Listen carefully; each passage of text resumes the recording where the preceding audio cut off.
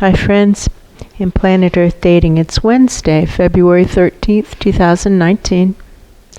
In both the Lynn life and the Jamie Body Mind, the authorized souls remain only child souls from the deeper, denser dimensions, and all other souls from all other dimensions, as long as the souls are already living by the many rules given to the Search for Truth community by wiser minds above all of us, and those rules include contributing more to completing the Search for Truth assignments that have already been given to this community by wiser minds above all of us, contributing more to completing those assignments than we take or use or borrow in the resources that are available to the community. To contribute more than we take is a hallmark of this effort.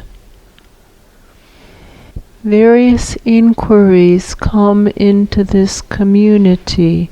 They are being bounced off this echo point by wiser minds above, bounced off the echo point and then beamed back up. One inquiry that has been on the table today is, do the ends ever justify the means? Do the ends ever justify the means? Do you hear any answer? No, it's just really, really quiet. Very quiet, very quiet. Somebody's asking what we know, and we know that there have been many messages received about parasites and parasitism. Yeah, that's true. And that more of those messages were being presented this morning, very clear messages of, oh, that's a parasite. That's true. That's a parasite. Like literally wormy, maggoty things. Yes. With regard to some of our animals with whom we share this little farm. That's true. The answer to the question is parasites. And what is it that souls can contribute to lives to avoid being parasitic? We are being shown the typical situation where the souls are attempting to draw the recalcitrant lives forward to do what it is they're supposed to be doing. And that is, we believe that they are correct when they say that is the case in 99.9% of the cases. That's true. That does seem to be true, is the souls are saying, come on, you can do it, come on, you can do it, come on, you can do it. But every now and then a life will say, okay, and then suddenly it's like watching the Democrats who were complaining about the Republicans not subpoenaing Trump's tax returns, when for 40 years there's precedent for the presidents to release their tax returns, and actually for the presidential contenders to release their tax returns so the public can make informed decisions.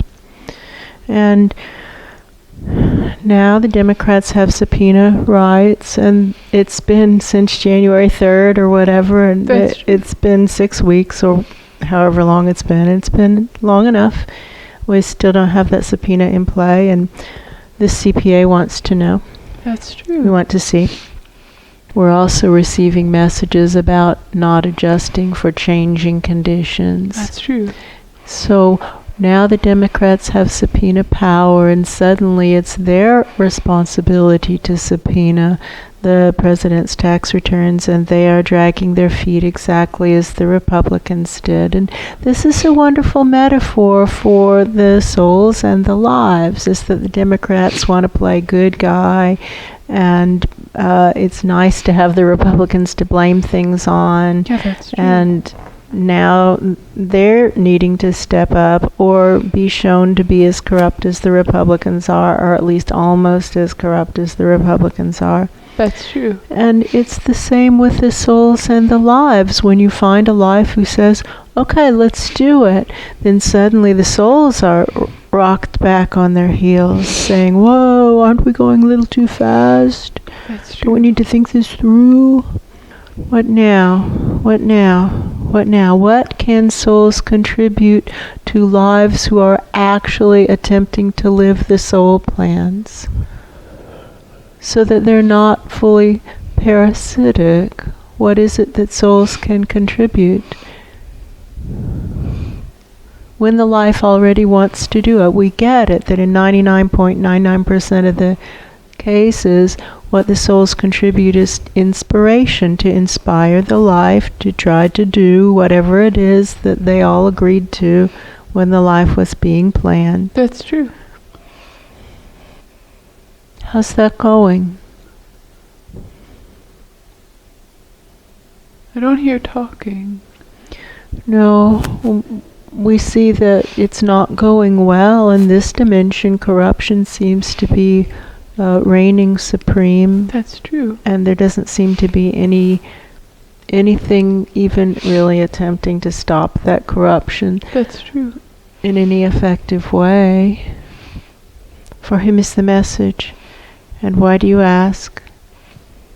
It's very quiet. Very quiet upstairs. Again, we circle around to the inquiry that we're supposed to be completing this morning. Does the end ever justify the means? Friends, viewers, what do you think? Does the end ever justify the means? You can vote. You can... How do they do that? You can leave a comment under the video. There you go. We know that during our Ra's era here, that inquiry was worked through actually a number of times. That's true. And we know the conclusion that was arrived at during that era. And this community has not seen any data in the years since then that would argue with the conclusion that was reached. That's true. The conclusion that was reached is that the ends never justify the means, that life is lived in the means. And when we begin to take questionable actions because we think it will accomplish a good goal, that our energy becomes tainted. That's true. And like attracts like, and then we attract tainted presences to us. That's either true. Of less density or equal density. That's true. Or greater density. There's this wonderful expression that this host life learned from the business mentor of this host life, the only mentor in the business world that this host life had. You sleep with pigs, you get to smell like pigs. The ends never justify the means. Don't do it. Just don't do it. For whom is the message? Why do you ask? I feel packing up feelings, Yeah, but I it's feel more that like also. we've got to get out of this room where the cameras are. It's like get away from the cameras and get into another room That's the so feeling. that we can continue to do whatever it is we were doing before these inconvenient cameras came in here. Yeah, that's the feeling. See if we can live stream higher. What can souls contribute when the lives are actually attempting to live the soul plan? What now to reestablish upward flow? The souls have come in, the current soul team has come in with the assignment to reestablish upward flow, to identify that which is hindering upward flow and solve those problems. Oh, that's true. And when that assignment is handled, to identify apprentices and train them to work with angels. That's true. For whom is the message, and why do you ask? Somebody's saying, I know what needs to happen, and I believe that their presence is referring to what needs to happen to reestablish upward flow. And this presence is on a really good track record. This That's true. little guy who says, I know. He says, we've just got to have instant karma. That's all that it's going to take. Because if you have instant karma, people will see that the ends, in fact, don't justify the means. That's true. And they will stop taking corrupt actions. And corruption will settle down, collapse like a flawn in a cupboard. That's true. And then maybe some less corrupt actions will begin to establish themselves, and the lives will start to turn back around and face forward on their life paths again.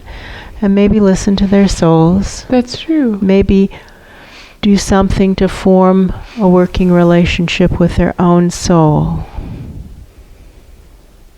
For him is the message. And why do you ask? They're talking about the power of confession and about the truth and reconciliation meetings in South Africa as apartheid was coming to an end and the country was attempting to begin a healing process. That's true.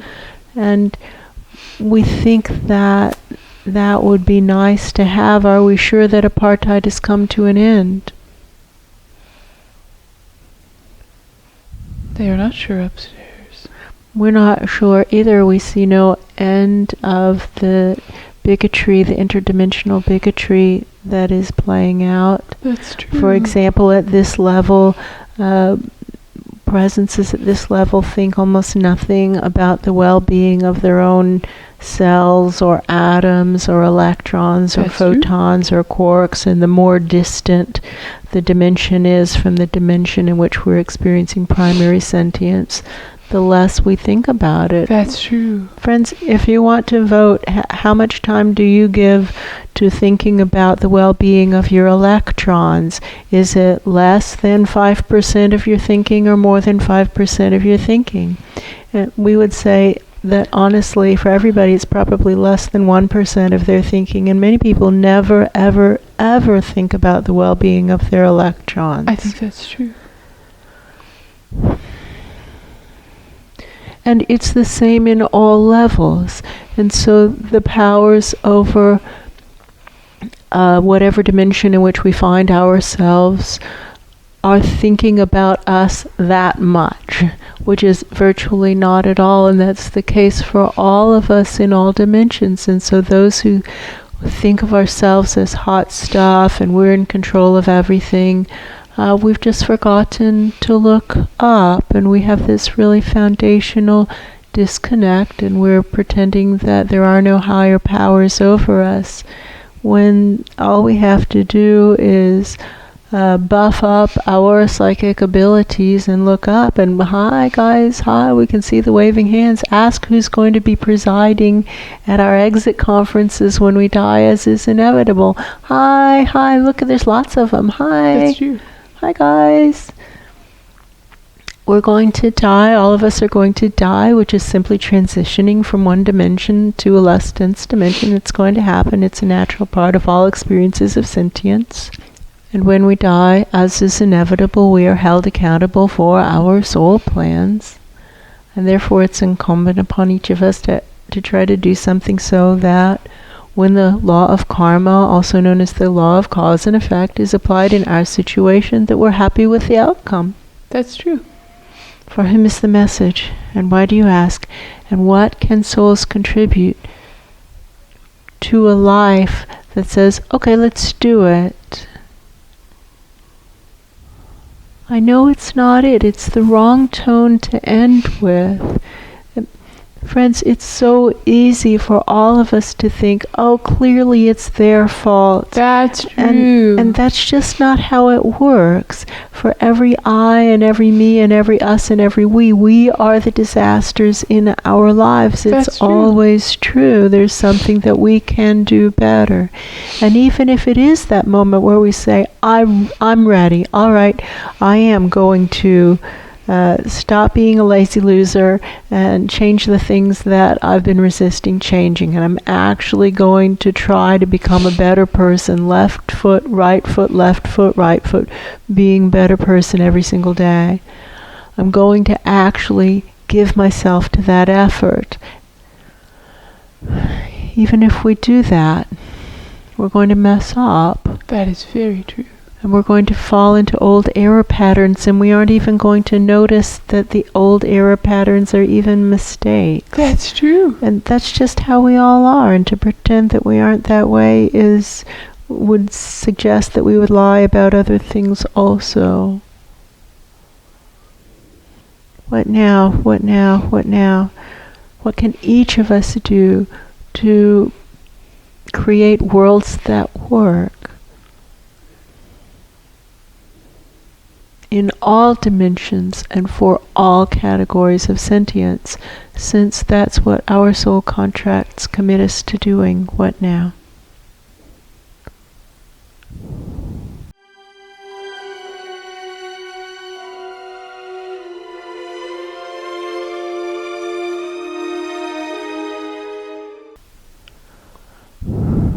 Oh, That's it. that's the thing. Yeah, that's the thing. It's like we can always say it's somebody else's fault, but Pointing fingers is super easy. and ineffective, renders us powerless.